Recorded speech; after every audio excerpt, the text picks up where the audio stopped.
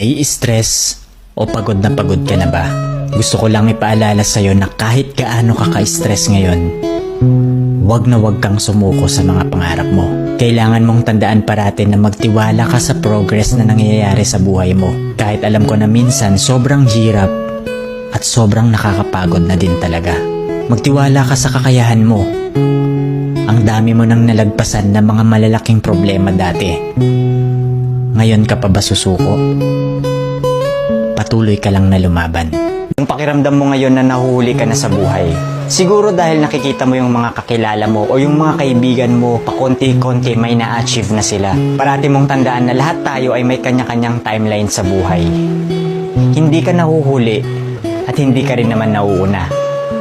Kung nasaan ka man ngayon sa buhay mo, yan ang lesson at experience na kailangan mong pagdaanan ngayon. Lahat tayo ay may sariling kwento sa buhay na makaka-inspire